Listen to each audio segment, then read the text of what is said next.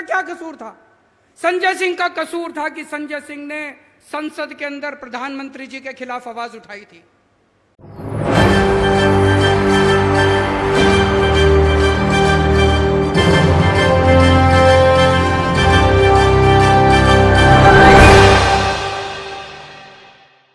नमस्कार, ESPN 9 news आप देख रहे हैं। आपके साथ मैं हूं अक्षय अग्रवाल। पिछले महीने की 4 तारीख को यानी कि 4 अक्टूबर को आम आदमी पार्टी के राज्यसभा सांसद संजय सिंह के घर पर ईडी की छापेमारी पड़ती है। सुबह करीब 6 से 7 बजे के आसपास ईडी के करीबन दर्जन भर अधिकारी यहां संजय सिंह के राउज एवेन्यू में स्थित आवास पर छापेमारी करते हैं और 4 की ही शाम को उन्हें गिरफ्तार कर लिया जाता है। इसके बाद यहां पर अगले दिन यानी 5 अक्टूबर को उन्हें दिल्ली के राउज एवेन्यू कोर्ट में पेश किया जाता है और फिर ईडी को संजय सिंह की 5 दिन की रिमांड मिल जाती है। इसके बाद वो जो रिमांड पूरी होती है वो 10 अक्टूबर को पूरी होती है, जब यहां पर 10 अक्टूबर को ईडी संजय सिंह को दोबारा से राउज एवेन्यू कोर्ट में पेश करती है। तो यहां पर 3 और दिन की यहां रिमांड जो है संजय सिंह की बढ़ जाती है।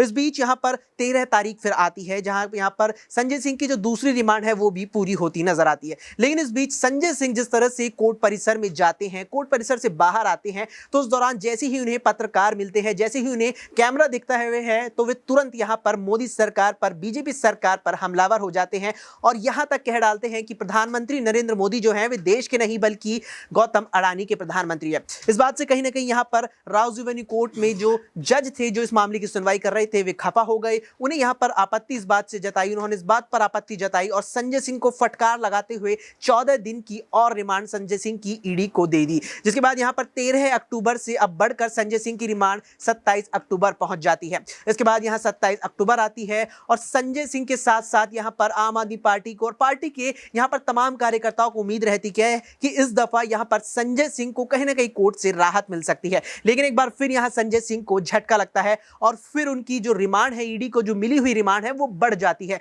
और 27 अक्टूबर से वो रिमांड बढ़कर अब जाकर 10 नवंबर पहुंच जाती है। इस बीच आज अब जाकर यहां पर 5 नवंबर हो चुकी है और 5 ही दिन का यहां पर वक्त बचा है 10 तारीख आने में। 10 तारीख यहां पर एक बार फिर से निर्णायक यहां तारीख होने वाली है संजय सिंह के लिए। यहां पर फैसला आना है संजय सिंह पर, क्या एक बार फिर से संजय सिंह की रिमांड वो बढ़ सकती है या यहां पर इस दफा जो संजय सिंह है उन्हें क्या कोर्ट से छूट मिल सकती है। एक और सवाल यहां पर खड़ा होता है कि इस दफा दिवाली संजय सिंह जेल में मनाने वाले हैं या कोर्ट से उन्हें राहत मिलेगी और वे इस दफा यहां पर अपने घर वापसी कर पाएंगे। इस बीच यहां पर पार्टी के संयोजक और दिल्ली के मुख्यमंत्री अरविंद केजरीवाल हरियाणा पहुंचते हैं और हरियाणा में एक जनसभा को संबोधित करते हुए वे यहां पर नरेंद्र मोदी पर, यहां पर बीजेपी की केंद्र सरकार पर पूरी तरह से हमलावर होते हैं। जरा सुनिए यहां पर अरविंद केजरीवाल ने क्या कहा। आज क्या माहौल है? भ्रष्टाचारी कौन है? भ्रष्टाचारी वो नहीं है जिसको ईडी ने पकड़ के जेल में डाल दिया। भ्रष्टाचारी वो है जो ईडी के डर से बीजेपी में चला गया। जिसको ईडी ने पकड़ के जेल में डाल दिया और जो अभी तक बीजेपी में नहीं गया, भाई साहब वो कट्टर ईमानदार है, ये समझ लेना। क्योंकि उसे पता है कि आज नहीं तो कल बाहर तो आ ही जाऊंगा। लेकिन जिसने बेईमानी कर रखी है, जिसने बेईमानी कर रखी है, उसको पता है अगर ईडी ने पकड़ लिया तो पूरी जिंदगी जेल जाना पड़ेगा। वो तुरंत उठ के बीजेपी में चला जाता है। तो एक चीज समझ लो, भ्रष्टाचारी कौन है और ईमानदार कौन है। जो आदमी ईडी के डर से बीजेपी में चला गया वो भ्रष्टाचारी है, और जो ईडी की रेड के बावजूद अगर ईडी ने गिरफ्तार कर लिया और बीजेपी में नहीं जा रहा, वो कट्टर ईमानदार है। पूरे देश में आज चर्चा हो रही है कि प्रधानमंत्री जी का एक दोस्त है। कौन है? कौन है? कहते हैं प्रधानमंत्री जी ये उस एक दोस्त के लिए ही काम करते हैं। पूरे देश में चर्चा है, मैं नहीं कह रहा। गली गली में, नुक्कड़ नुक्कड़ पे, चाय की दुकान पे, पान की दुकान पे यही चर्चा है कि प्रधानमंत्री जी एक ही आदमी के लिए काम करते हैं, एक ही दोस्त के लिए काम करते हैं।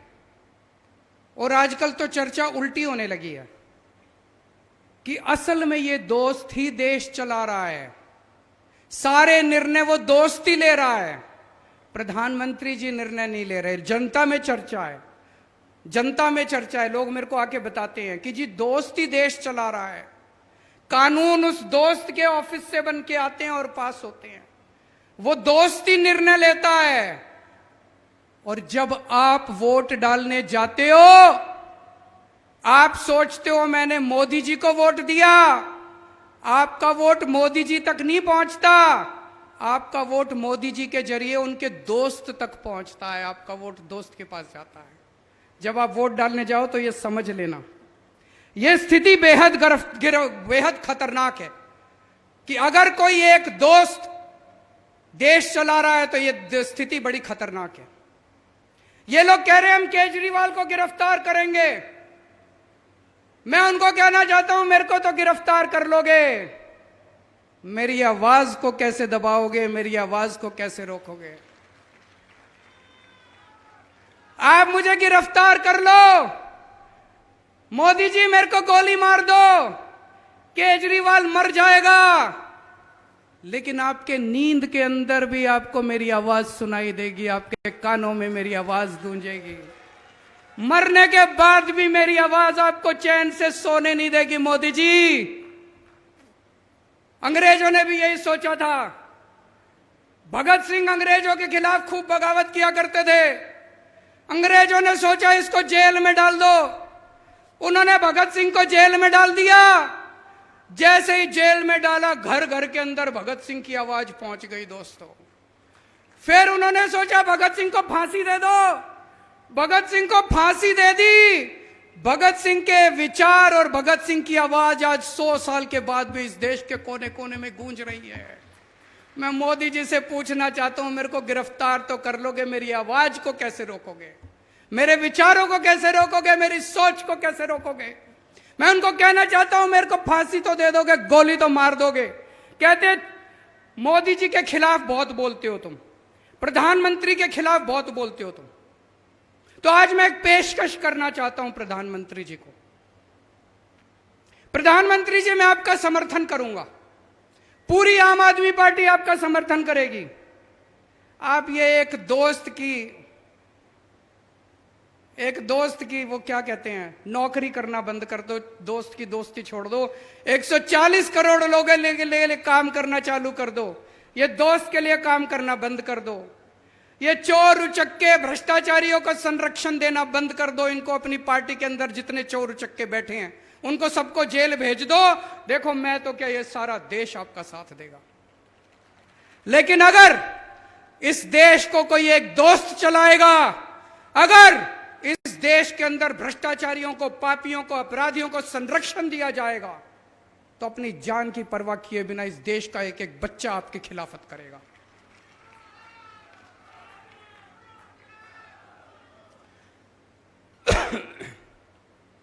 आज इन्होंने क्या सिस्टम बना रखा है? इनका सिस्टम यह नहीं है कि भ्रष्टाचारियों को पकड़ना है, ये चुन चुन के देखते हैं कौन प्रधानमंत्री जी के खिलाफ बोल रहा है, लिस्ट बना लेते हैं।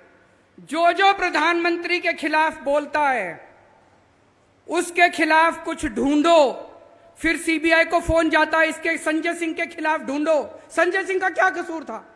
संजय सिंह का कसूर था कि संजय सिंह ने संसद के अंदर प्रधानमंत्री जी के खिलाफ आवाज उठाई थी। संजय सिंह के खिलाफ कुछ ढूंढो, इसके खिलाफ कुछ ढूंढो। अगर कुछ नहीं मिलता तो कहते हैं कुछ मारो, किसी को पीटो, इसके घर में सबूत डाल दो, फर्जी केस बना दो और पकड़ के उसको जेल में डाल दो। यह सिस्टम आज इन लोगों ने बना रखा है। ऐसे देश तरक्की नहीं कर सकता दोस्तों। आज ये शपथ लेने के बाद आप लोगों को घर घर जाना है, पूरे हरियाणा के अंदर एक एक घर में जाना है। डरना नहीं है, मन से डर निकाल देना। आप में से एक एक आदमी को भगत सिंह बनना है। ये कहते हैं हम केजरीवाल को गिरफ्तार कर लेंगे, ये इतने सारे जो सामने बैठे हैं सारे केजरीवाल है, किस किस को गिरफ्तार करोगे? हजारों लाखों केजरीवाल है, किस किस को गिरफ्तार करोगे? आप सब लोग को केजरीवाल बनना है, डरना नहीं है, घबराना नहीं है।